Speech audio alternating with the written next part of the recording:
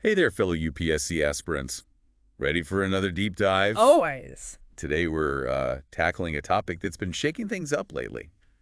Literally. Yep, Earthquakes. earthquakes and their impact on India. It's a timely topic, especially with those recent events in Turkey and Syria. Absolutely tragic. And a stark reminder of just how powerful these natural forces can be. Over 17,000 deaths from a single 7.8 magnitude earthquake. Really puts things into perspective, doesn't it? It does, and it highlights the fact that we here on the Indian subcontinent, well, we're sitting on a seismic hotbed. Okay, so we're not talking about isolated incidents here. Not at all. Earthquakes are a constant threat in this region. And closer to home. We had that 7.1 magnitude earthquake in Tibet just last month. Right, and that one sent tremors through Nepal and even parts of northern India. So why is India so prone to earthquakes? Well, it all comes down to plate tectonic. Ah, yes, the Earth's giant puzzle pieces. Exactly. And the Indian plate, the one we're sitting on, it's constantly moving northward. How fast are we talking? About 5 centimeters every year. That doesn't sound like much. But on a geological scale, it's like a slow-motion train wreck.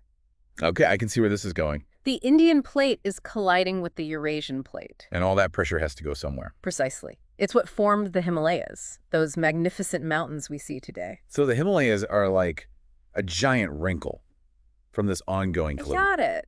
And that ongoing pressure means, well, earthquakes are inevitable. So it's not just about the Himalayas being beautiful mountains. They're a constant reminder of this incredible geological process, and the very real threat of earthquakes. Right. And that threat is amplified by something else.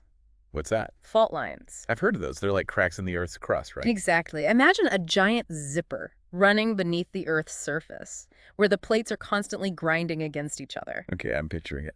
Those fault lines, they're like weak points in the zipper, where the pressure builds up. And the longer that pressure builds, The bigger the potential earthquake. and the Himalayan region is riddled with these fault lines, right? It is. We've got the main frontal thrust, the main boundary thrust, the main central thrust, all zones of intense pressure. Like a ticking time bomb under our feet. In a way, yes. So we've got this constant geological pressure, and these fault lines just waiting to release it. It's a sobering thought. It is. And it's why understanding the history of earthquakes in India is so crucial. We've had some devastating ones, haven't we? We have the 1934 Bihar-Nepal earthquake, the 2005 Kashmir earthquake, and more recently, the 2015 Nepal earthquake. Thousands of lives lost, infrastructure crippled, and lasting impacts on development.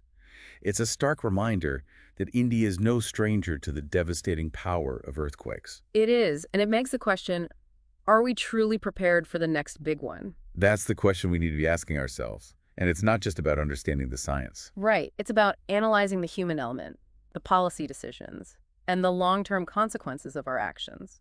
Okay, UPSC aspirants, here's where it gets interesting. Because the next part of our deep dive isn't just about geology. We're going to explore how human activities can actually worsen the risks associated with these natural disasters. We'll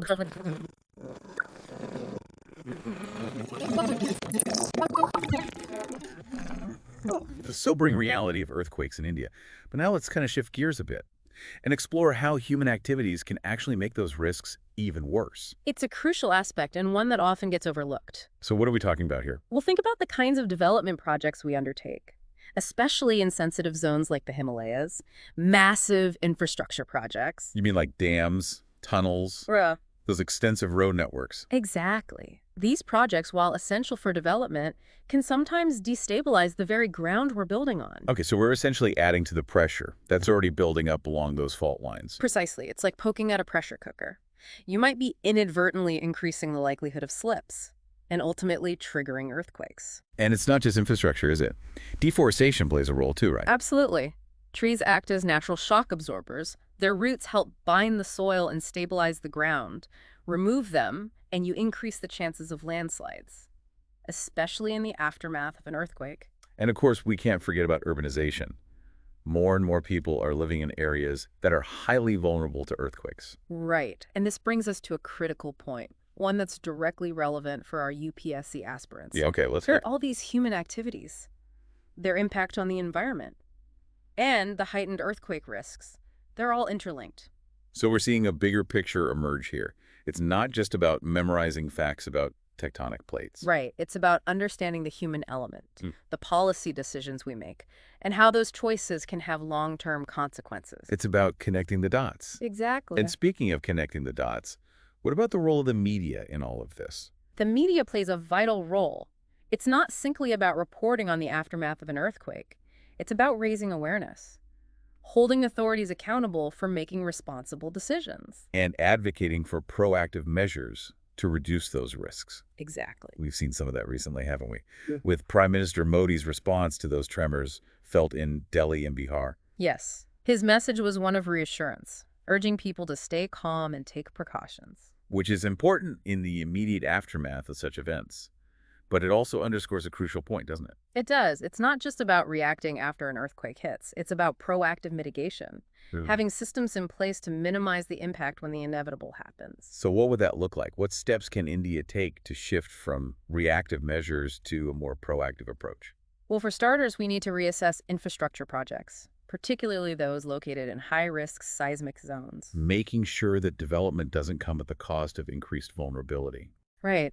And we need accurate, up-to-date seismic risk maps so we know which areas are most vulnerable and can plan accordingly. And what about a seismic insurance scheme to help people get back on their feet after a disaster? That's another important step. And of course, we can't forget about strengthening our immediate response capabilities, making sure our emergency services are equipped and trained to handle the scale of a major earthquake. There's so many things to consider. It's a complex issue. It is, but there's a lot we can learn from others. Countries like Japan, for instance. They've been dealing with earthquakes for centuries. They have, and they've developed some truly innovative approaches to earthquake-resistant infrastructure and disaster preparedness. We can gain valuable insights from their experience. So we've covered a lot of ground here, from the science of earthquakes to the impact of human activities and the crucial role of policy and international cooperation. But let's bring it back to our listeners, those dedicated UPSC aspirants who are tuning in today. Right. What are the key takeaways for them? Well, this topic is a goldmine for your exam prep. It weaves together geography, disaster management, sustainable development governance, all crucial areas in the UPSC syllabus. It's a real-world case study with direct implications for India's future. And those recent earthquakes in Turkey, Syria, and Tibet, they're not just headlines. They're lessons for us to learn from. Exactly. We've talked about the Indian plate's constant northward journey, the fault lines, the fact that major earthquakes in this region are not a matter of if, but when. And we've seen how human activities can exacerbate those risks, making it even more important to prioritize proactive mitigation. It all comes down to understanding the interconnectedness of everything. The natural forces, the human element, the policy decisions, and the consequences. This deep dive is just the starting point. Keep exploring, keep asking those critical questions. What specific steps can India take in NW to be truly prepared for the next big earthquake? How do we balance development with disaster preparedness, especially in a complex region like the Himalayas? Those are the kinds of questions that will not only boost your exam performance, but also shape you into informed, engaged citizens who can make a real difference. So go out there, hit those books, research those reports, analyze those policies, but most importantly, think critically about the solutions. What can WE do to create a safer, more resilient India? This conversation doesn't end here. Keep learning, keep questioning, and keep those insights flowing. A huge thanks to The Hindu for the thought-provoking article that sparked today's deep dive. And to all of you listening out there, don't forget to like, subscribe, and hit that notification bell for more insightful discussions. And as always, leave your thoughts and questions in the comments below. We love hearing from you. Welcome back. We've explored the science behind earthquakes, the risks we face here in India, and how human activities can actually amplify those risks. And now it's time to pull it all together. Especially for all you UPSC aspirants out there. Because this topic, it's a goldmine for your exam prep. Oh, absolutely. It touches on so many crucial areas of the UPSC syllabus. Geography, disaster management, sustainable development governance, you name it. It's a real-world case study with direct implications for India's future. Exactly. Those recent earthquakes in Turkey, Syria, and Tibet, they're not just headlines. They're lessons for us to learn from.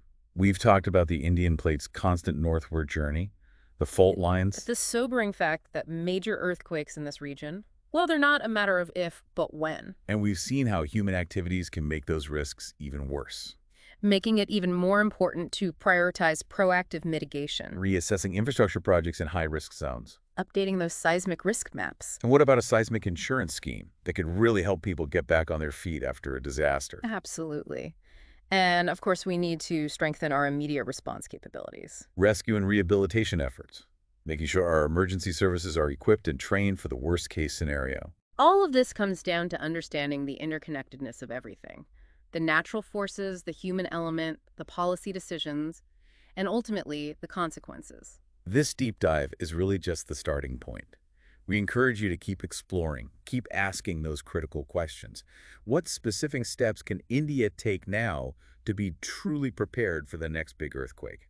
How do we balance development with disaster preparedness, especially in a complex region like the Himalayas, Those are the kinds of questions that will not only boost your exam performance, but also shape you into informed, engaged citizens who can make a real difference? but go out there, hit those books, research those reports, analyze those policies. But most importantly, think critically about the solutions. What can we do to create a safer, more resilient India? That's the real challenge, and it's one that we all need to be a part of. This conversation doesn't end here. Keep learning, keep questioning, and keep those insights flowing. A huge thanks to The Hindu for that thought-provoking article that sparked today's deep dive. And to all of you listening out there, don't forget to like, subscribe, and hit that notification bell for more insightful discussions. And as always, leave your thoughts and questions in the comments below. We love hearing from you.